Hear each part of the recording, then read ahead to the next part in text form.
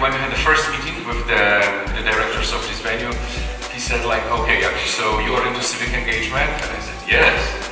So have you ever mobilized 10 million people? And I was like, well, not yet. But I'm getting there.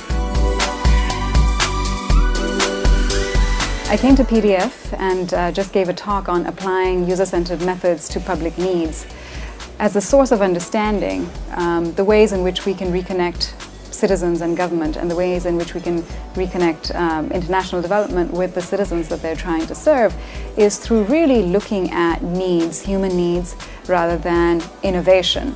Bardzo dużo złych rzeczy zrobiliśmy poprzez zaniechanie tej jednej z centralnych zasad. Więc to moje recepty są takie. No po pierwsze, jakby nie tracić nadziei. Technologie są czymś, co skutkuje jakimś takim, powiedziałem, ogólnym przebodźcowaniem. Tego po prostu jest za dużo i przestajemy odróżniać rzeczy, które są naprawdę ważne. Że ten sposób aktywizmu, który generuje technologia, oczywiście znów ma wiele zalet, ale też bardzo często jest bardzo płytki.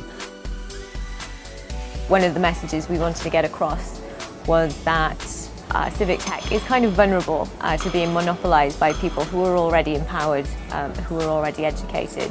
So we really want to try and get out that it's important for us as civic technologists to understand our audiences and to make sure that we're building for people that might not traditionally be engaged in these kinds of subjects.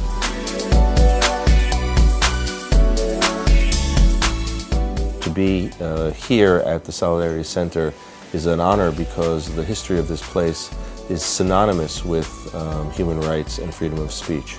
We live in a very complicated age where technology is moving faster than our government's ability to keep up with it, and in many cases institutions, the media and citizens themselves are having a hard time understanding how technology is changing their lives, changing their economies, changing their political systems, and affecting their human rights. And for the Personal Democracy Forum community to be able to come together and meet each other, to share ideas, to share tools, to share examples, and to even debate and challenge each other is a very important part of the process of developing democracy in the 21st century.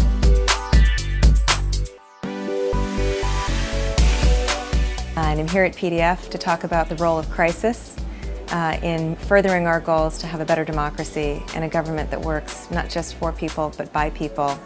I feel really inspired to be here at the birthplace of the Solidarity movement.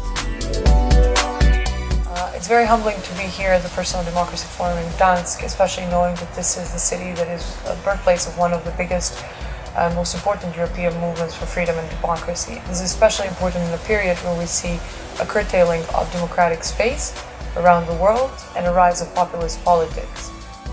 I just finished walking through the museum exhibit and learned a lot about the Solidarity movement in Poland, and it's really poignant to think that 40 years ago on this very site, people were fighting for democracy and human rights, and it really gives a different sense to the conversations that we're having about restoring that spirit of solidarity, and it renews my passion to do the work that we do. I'm very much looking forward to being back and to seeing where we can take things with more and more collaborations. Thank you for having me.